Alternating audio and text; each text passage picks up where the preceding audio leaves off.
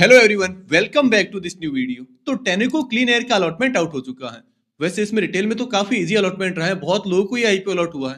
अगर आपको भी इसमें अलॉटमेंट मिला है तो पहले तो आप नीचे कमेंट बॉक्स में ये जरूर बता दें कि आपने इसमें कितने अकाउंट से अप्लाई किया था और उनमें से कितनों में आपको ये आईपीओ अलॉट हुआ है। मार्केट में इस आईपीओ को एक बहुत लंबे टाइम पीरियड तक लगातार 20% के प्रीमियम्स मिल रहे थे। इनफैक्ट जब ये आईपीओ क्लोज हुआ था, जिस दिन इसकी क्लोजिंग थी, तब भी इसकी जीएमपी यही 20-22% के आसपास थी और उसी में हमने इसमें अप्लाई किया है।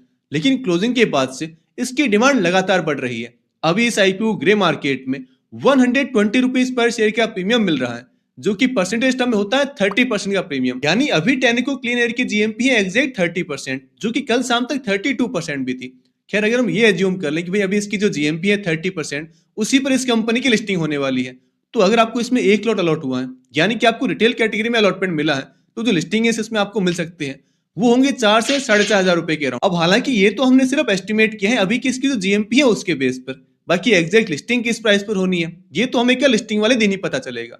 वैसे अगर बात करें हम इसकी लिस्टिंग डे स्ट्रेटजी के बारे में, तो देखिए मैं अपनी तरफ से आपको कोई फाइनल वर्डिक्ट तो नहीं दूंगा कि आप बहुत ही ओवर ऑप्टिमिस्टिक बन जाओ और इन शेयर्स को होल्ड कर लो, भाई शेयर प्राइस बढ़ने ही वाला है, या फिर आप एक्सट्रीम नेगेटिव हो जाओ और इन शेयर्स को सेल कर दो, भाई शेयर प्राइस गिर जाएगा। ऐसा कुछ तो मैं आपको नहीं बताने वाला हूँ।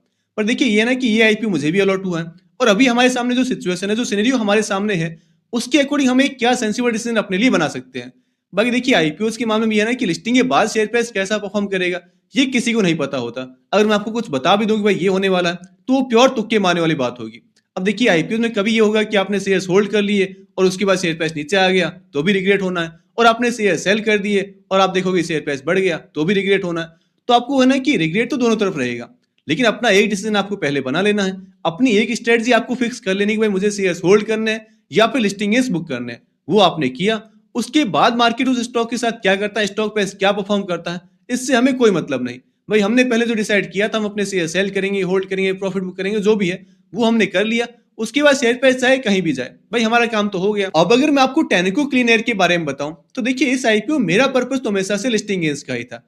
भाई 20-22% की इसकी जीएमपी दिख रही थी, तो आई थॉट ठीक ठाक लिस्टिंग गेन्स से आईपीओ मिल जाएंगे, तो चलो इसमें अप्लाई करते हैं। ये कंपनी ऑटो कंपोनेंट्स बनाती है, यानी कि ऑटो सेक्टर की एक कंपनी है। और भाई मुझे पर्सनली ऑटो सेक्टर में उतना इंटरेस्ट नहीं है, मुझे बहुत बोरिंग सेक्टर ये लगता है, तो मैं इसे वैसे भी अच्छे से ट्रैक नहीं कर पाऊंगा, तो मैं तो अभी से आउट हूँ। मेरा पहले भी पर्पस लिस्टिंग गेन्स बुक करने का ही था, और अब अलॉटमेंट मिला है उसके बाद भी मेरा प्लान यही है कि भाई मैं अपने शेयर सेल कर दूंगा और अपना प्रॉफिट बुक कर लूंगा।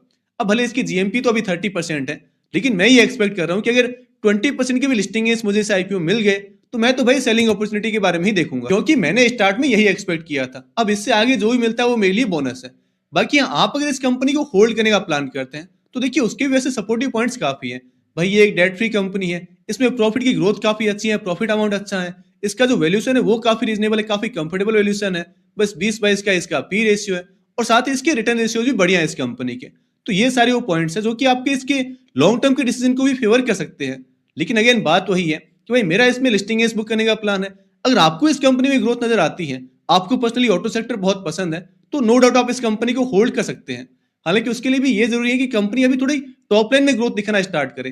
टॉप लाइन में इसकी जो नंबर्स हैं वो काफी इनकंसिस्टेंट है, इसकी रेवेन्यू कभी कम हुई है कभी ज्यादा हुई है, तो वहां कंपनी को अच्छा परफॉर्म करने की जरूरत है। बाकी इसके नंबर्स ओवरऑल ठीक है, बिजनेस भी ठीक ही है, तो आप चाहे तो अच्छे से एनालाइज करके इन शेयर्स को होल्ड करने का भी प्लान कर सकते हैं। बाकी मेरा तो भाई ये है कि अगर 20% लिस्टिंग मिल गए, तो मैं तो शायद प्री ओपन टाइम में ही अपने शेयर सेल कर दूंगा। और अगर आपको भी है ना कि एग्जैक्ट लिस्टिंग प्राइस पर ही अपने शेयर सेल करना है, तो आई विल सजेस्ट कि आप इसके प्री ओपन टाइम को ट्रैक करते रहना। भाई इसकी जो भी ओपनिंग प्राइस होगी उसके अकॉर्डिंग आपको अपना सेलिंग ऑर्डर लगा देना है और आपके शेयर सेल हो जाएंगे। और इसके आपको इसके मल्टीपल लॉट्स मिले, यानी कि एक से ज्यादा अकाउंट में आपको इसमें अलॉटमेंट मिला है, तो जरूर आप ये कर सकते हैं भाई आपने अपना एक लॉट तो प्री ओपन टाइम में ही सेल कर दिया और एक लॉट आप होल्ड कर सकते हैं। क्योंकि अभी आईपीओ के जो ट्रेंड चल रहा है, हमने जो ग्रो में देखा या फिर जो पाइन लैब्स में देखा है कि लिस्टिंग के बाद उनमें एक अच्छा अप ट्रेंड हमें देखने को मिला है, तो अगर वैसा कुछ इस आईपीओ में भी होता है और आप अपने कुछ शेयर्स होल्ड करते हैं, तो आप उसका एक अच्छा बेनिफिट ले पाएंगे। तो कुल मिला कि आप चाहे तो इन शेयर्स को होल्ड कर सकते हैं, इनमें पार्शियल प्रॉफिट बुकिंग कर सकते हैं, या फिर मेरी तरह शेयर सेल करने का भी प्लान कर सकते हैं। आपको अपने रिस्क एपेटाइट के हिसाब से अपने लिए एक परफेक्ट डिसीजन ले लेना है। हाँ वैसे इसमें एक सिनेरियो और भी हो सकता है, हम लोग इसमें 20% 30% एक्सपेक्ट कर रहे हैं, लेकिन अगर इसकी लिस्टिंग बहुत खराब हो गई, सपोज 10-12% की प्रीमियम पर इसकी लिस्टिंग हुई, तो भाई मैं तो अपने शेयर्स होल्ड कर लूंगा। क्योंकि ऐसे केसेस में जनरली ये होता है कि लिस्टिंग के बाद शेयर प्राइस में एक अच्छा अप ट्रेंड आ जाता है, तब मैं शायद अपने शेयर सेल करने के बारे में प्लान करूं। तो दोस्तों अगर आपने अब तक इस वीडियो को लाइक नहीं किया है तो वीडियो को लाइक कर दें और चैनल को सब्सक्राइब भी जरूर कर लें। हमारी फिर मुलाकात होगी अगले वीडियो में।